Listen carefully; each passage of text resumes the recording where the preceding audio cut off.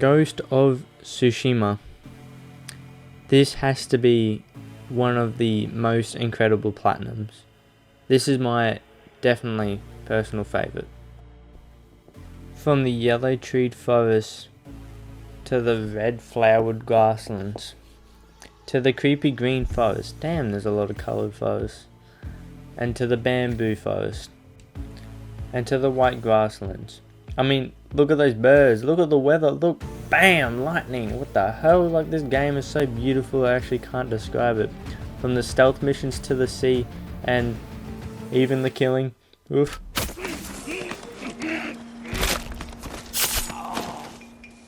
So brutal, dude. Every bit of this game, it just looks beautiful. Lighthouse, for example, look at it, it just looks beautiful in every way. There's nothing to complain about, really. The side quests, along with the main story, are so beautifully constructed. Like the story is phenomenal, but it's only good if you're into it. Like, you gotta be listening a lot. You actually gotta pay attention. That is the thing with this game. I normally don't like games like those where you have to pay a lot of attention, because I normally like to play with music in my earphones. This game I refused, because I wanted to listen to every single word, every single twig being broken. It was the best, and it was so worth it. This story is so beautiful. Along with the main story and the side quest, you can even fight mini bosses. Like, look at this, we're fighting under a literal waterfall, like next to a cliff. There were a few of these. They are really fun as well. And I played on normal difficulty, I believe. You can challenge yourself. I do know that you can challenge yourself. Go real hard. And it is really difficult. But look at this fishing village. Looks beautiful. It hits every single bit. Like, the weather is beautiful. I mean, take a look at these photos I'd taken in Ghost of Tsushima.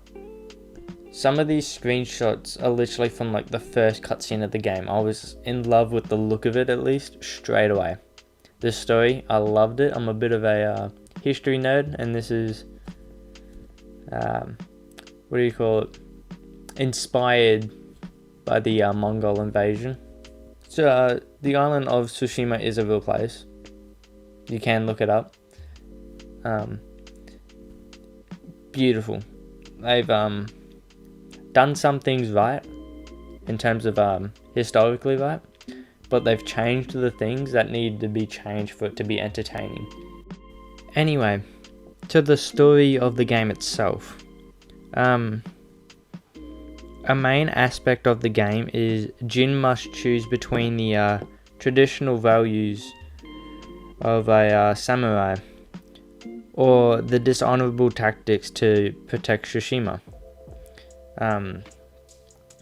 This splits him down two paths, where he could be honorable and have the respect of his uncle and of the samurai and the shogun and what have you, or he can be dishonorable but protect the island of Tsushima. Ultimately, he chooses to protect the island of Tsushima. This leads his uncle to abandon him and imprison him even. This is where Jin is actually jailed, but breaks free and is on the run from his uncle and his men. While all of this is happening, he is also trying to fight off the Mongols off the island. This does not go without any consequences though. He loses many family and friends to the Mongols. Jin, the main character, loses a lot of friends in very brutal ways.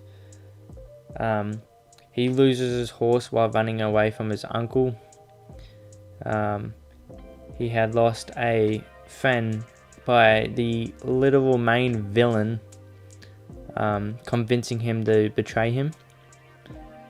And probably the most brutal one was the Kuton Khan, the main villain, had decapitated one of his friends and just shoved his head like in his face, just like showing it off. There's literally so much to the story. I cannot explain it in a short amount of time. No one can. It's full of everything like that you want in a story-based game. I do very obviously, by the way I'm talking about it, I do definitely recommend playing this game. At least giving it a go. A few hours. There's so much cool like things you can unlock, weapons, abilities, what have you. When I say abilities, it's a very loose term. It's not like you're going invisible or some shit, you know.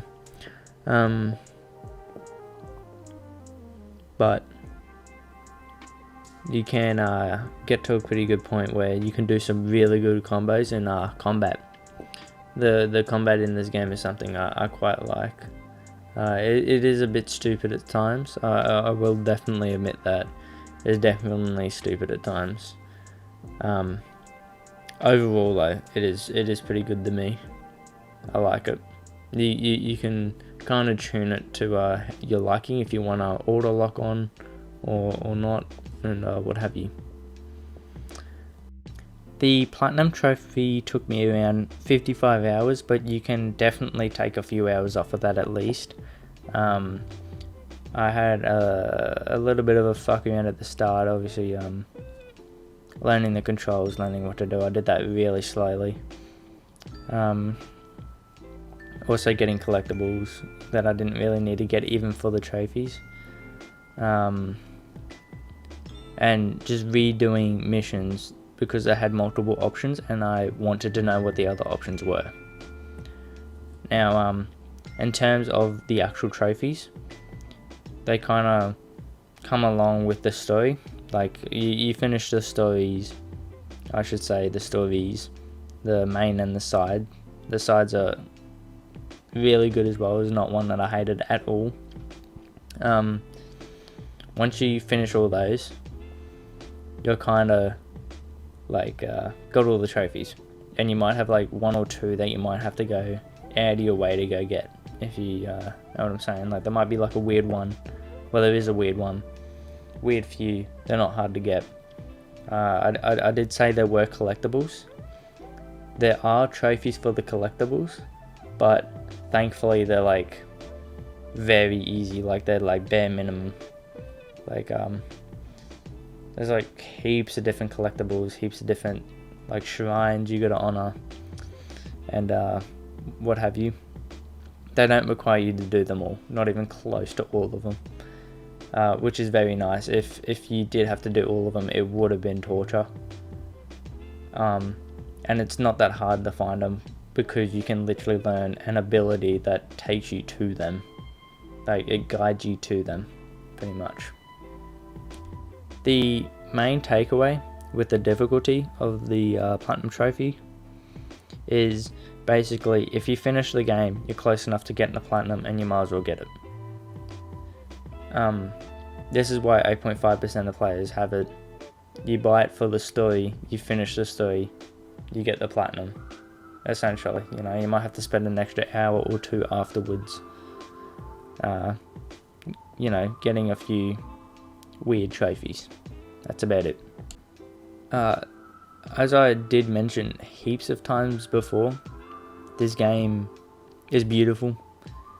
The customization in this game is really good as well.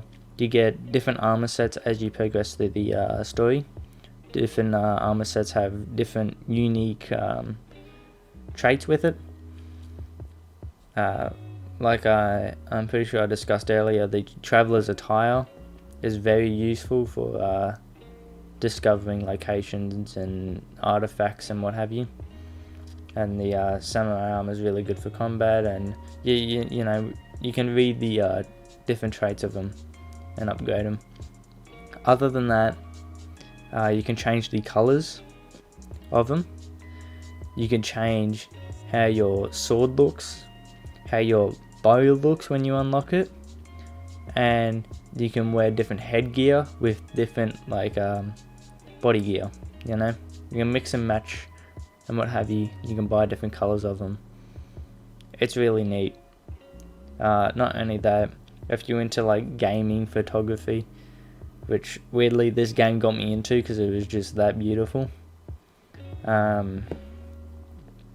This game has a very good customization. Like, you can go to any location, go into photo mode, you can change his expression, you can change the weather, you can change if like leaves are falling behind him, flowers, if there's bugs. You can change if he's muddy or blood, if he's got blood all over him. His armor, you can change if he's just not even there. And then on top of that, you can also place text. You can't write in it. You can do that later if you really want to. But they give you very cool looking Ghost of Tsushima logos and what have you. I will say this now. It is better to dive into the game not knowing much or at all than going into it knowing stuff. Because it's better when it's like the element of surprise where you don't expect a twist and it does happen. If I tell you every twist, which I'm about to do, you'd almost expect it throughout the whole story, and it won't be a surprise when it happens. So I will say, if you're interested in buying the game, I would just buy the game. Don't listen to anything about it. Don't watch anything about it. Just put that all down. Just play the game, and then you watch the stuff after. I'm happy I done that. I got surprised at every twist and turn just about. I liked it. It just seems so much better. So anyway, with that, I will explain at least key moments in the story. Jin Sakai has seen bloodshed since his youth, after his father dies after raiders had ambushed him. Lord Shimura, which is his uncle, takes custody and teaches him the way of the samurai. Fast forwarding into the present. The Mongol invasion and battle happen at Komoda Beach, where most samurai fall, but Jin is saved by a girl named Yuna, who becomes a close friend but believes in dishonorable tactics rather than the samurai code. In this process, Lord Shimura is captured. Jin collects allies to help get Lord Shimura out of captivity from the Kuton Khan. These include Yuna, Ryuzo, and a childhood friend, and the Straw Hats with them, or Ronin, Lady Mazuko, Taka, and Norio, and Sensei Ishikawa, to name a few. They free Lord Shimura, but Ryuzo betrays him, and the Mongols flee north. Lord Shimura gathers reinforcements from the mainland to help fight the Mongols. However, Jin seeks revenge and poisons the Khan's men and fights Ryuzo until Jin wins and kills him. This results in Lord Shimura abandoning him for his dishonorable tactics, and he is jailed, but set free by Kenji, another friend. They then hunt down the Khan and take him down, but the tension between Lord Shimura and Jin is still strong. Lord Shimura meets with Jin near the fighting ground where Jin learned how to fight with swords. They travel for a while and arrive at Jin's dad's resting place to fight. Jin ultimately wins the battle, and Lord Shimura begs to die honorably, but Jin has the option to let him go or give him an honorable death.